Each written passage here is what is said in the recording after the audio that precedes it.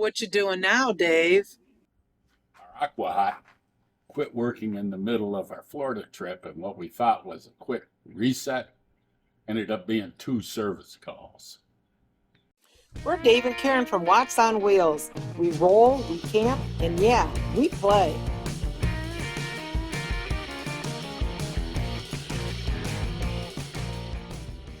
After we've been set up for a while, all of a sudden we noticed we're not getting any hot water. And so came outside to look at the AquaHot, and there was the transfer fluid was all over the ground. The way the AquaHot works, normally you'd have a propane furnace and a hot water heater. Well, this is one unit combines the two. We have no propane on board. It runs on electric and or diesel. The AquaHot will heat the water, your drinking water, where you want to wash your hands or something like that. Also supplies enough hot water to where it can heat the coach when it's really tepid outside. Not cold, but just on the edge. And it also supplies heating for the coach when it gets really cold by turning on the diesel burner that's in it. And then it supplies continuous hot water if you want to take a shower. It can be freezing outside. It'll heat the coach. And when it's on the diesel burner, it uses very little diesel compared to a propane. Propane furnace, you guys know, you could zip through a 30 or 40 pound bottle in no time. The AquaHot also heats selected bays. Heats the gray and the black tank, so those don't freeze. And it has also a pre-engine heater. And the AquaHot's also set up with the coach's fuel tank that it won't allow the fuel tank to drop below a quarter tank of fuel. It'll shut the AquaHot off. It doesn't run you out of fuel. Pretty slick system, don't you think? Once I found all the fluid on the ground, I went to my favorite college, YouTube University, and found out the push button resets. Tried that. I couldn't tell if it reset or not, so I ended up calling the guy. Got Roger out here from Snowbird RV Repair near Tampa. He is going to get us up and running in our AquaHot, so we'll have some hot water. Here Roger's pumping transfer fluid into the AquaHot fill bottle because we've lost so much fluid on the ground. Now I know that it works, and I can start airing into it.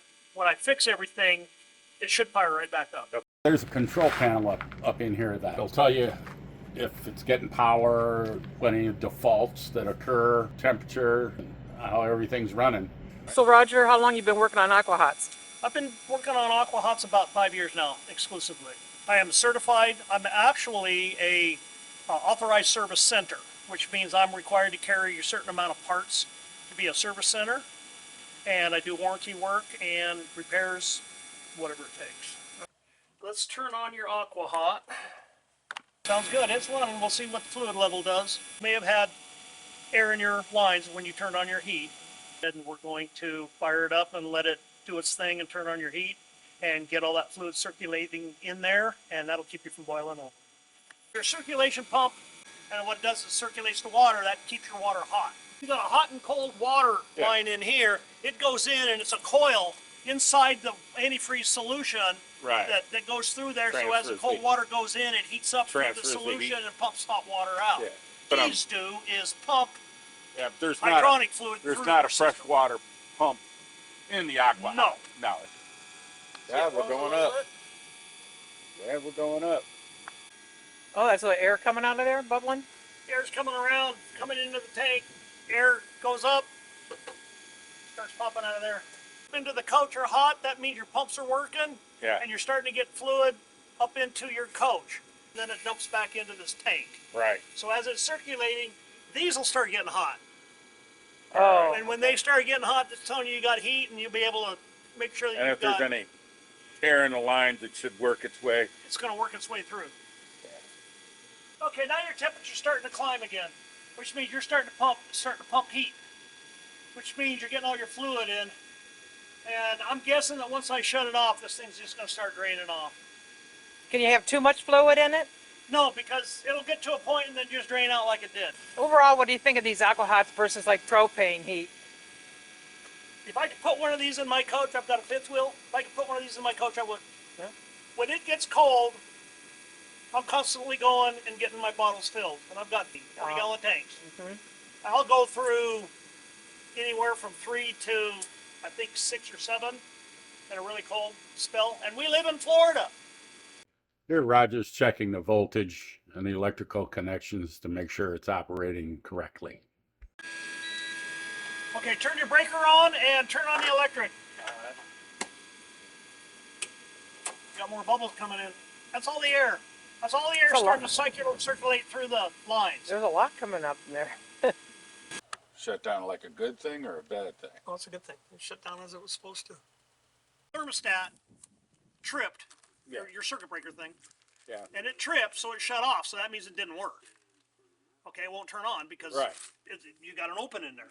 So your burner was working because it was still working, but the burner got hot and you finally boiled again. You got another air pocket into it. It got hot. Trip that one. Your burner will kick on for a little bit and then it'll just shut down. It may run 30 seconds and shut down. It may run 5 seconds. Burner wouldn't even ignite. Well, then that was because of the air, the fault. This is where I like to keep it when you're at this temperature, okay?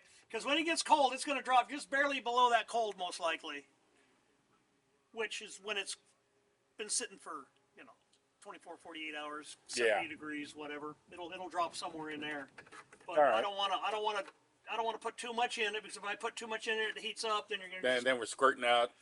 After the guy came out and fixed it and left, later on that day, it quit working again. So I had to call him. He came back out, and what it was is one of the sensors, the heat sensors, was bad. And all he did was reset that heat sensor.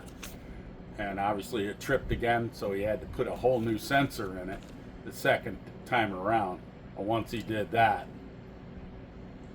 it seemed to take care of the problem. All in all, at first I wasn't really sold on the AquaHot system. And the more and more I have it, the more and more I like it. I mean, now I do love it. It's just a nice system. It has its own hum to it, and the hum is the pumps that are running in it to pump the transfer fluid around. But you don't have the exhaust blowing out the side, like making the noise like the propane furnaces make and all that. So, I mean, you have the diesel running, but that's really quiet.